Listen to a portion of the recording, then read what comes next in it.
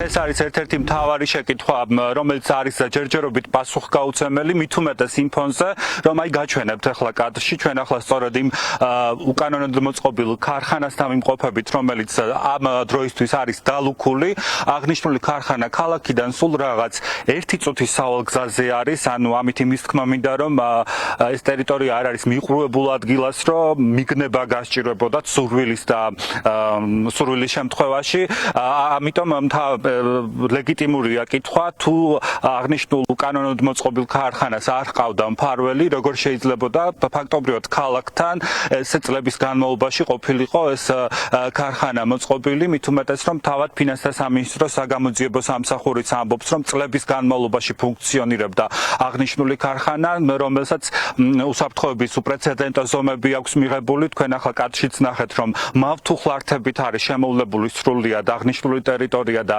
არის არაერთი კამერა აქ დამონტაჟებული. ფინანსთა სამინისტროს საგამოძიებო სამსახური კი ამბობს, რომ როგორც გითხარით, წლების განმავლობაში მუშაობდა აღნიშნული ქარხანა უკანონოდ, საიდანაც ამოიღეს 300,000-ზე მეტი კოლოფი უაქციზო სიგარეტი, ასევე 75,000-ზე მეტი ალკოჰოლური სასმელი და 40 ტონაზე მეტი ცისტერნაში ჩამოსასხმელად გამზადებული ალკოჰოლური სითხე.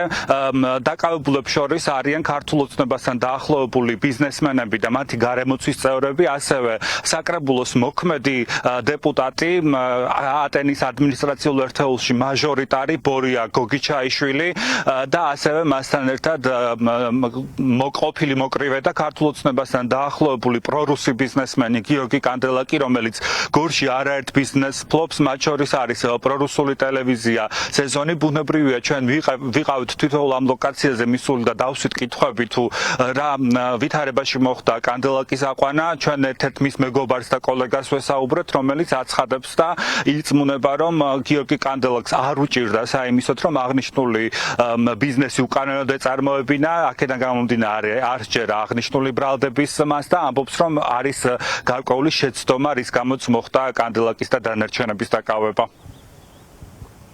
თქვენი ტელევიზიის ხელმძღვანელი რომ დააკავეს, ამასთან დაკავშირებით გაინტერესებს, რა მოხდა აქედან აიყვანეს თუ დოკუმენტალურად იყოს. გითხარით, რატო ვერ დაალაგდა ქართულ ოცნებასთან, რომ ამდენი წელი ესეთი გულხურვალე მხარდამჭერი იყო პარტიის და ეს ტელევიზიაც ხო რუსეთს ემსახურება ახლა. გორა რა ღიად პრორუსულ განცხადებებს აკეთებს და საზოგადოებაში ხომაში შეკვდა. არა ეს დადასტურებულ ფაქტებს გეუბნებით, ხომ არ გაგიგია. ვერ შალაბარაკობთ, ბატონო. არ ხართ საქმე. ვერ შალაბარაკობთ. სიგარეტის უაქციზო სიგარეტის ქონდა შენახული და უაქციზო სიგარეტს ინახავდა და სასმლის ქარხანა ქონდა ჩამოსასხმელი. სასმლის ქარხანას ეს არ გავს, ამიტომ გეკითხებით რა მოხდა თუ რა ვითარებაში მოხდა მისი დაკავება, რატო ვერ დაალაგდა ქართულ ოცნებასთან ამ ხრივ. თუ გაიგეთ რა მოხდა, დააკავეს გიორგი კანდელაკი, რა ბრალდებას უყენებენ, რა ვითარებაში მოხდა მისი აყვანა. მოქალაქეებმა მითხრეს. ეხლა რა თემაზეა დაკავებული, როგორ ახდება, ნახდად გეტყვით, რომ არ ვიცი. მე მგონი შემთხვევითობაა და ყველაფერს მიეხედება და გაირკვევა ძმაო ყველაფერი. ფინანსთა სამინისტროს საგამოძიებო სამსახურმა სულ 7 პირი დააკავა. გიორგი კანდელაკთან და ბორია გოგიჩაიშვილთან ერთად პირველების ინფორმაციით დაკავებულებს შორის არის ასევე ქართულ ოცნებასთან დაახლოებული ცნობილი ბიზნესმენის გიორგი ჯალაბაძის უახლოესი გარემოცვის წევრები. თავად ჯალაბაძე კი ჩვენი ინფორმაციით ქვეყნიდან არის გაქცეული.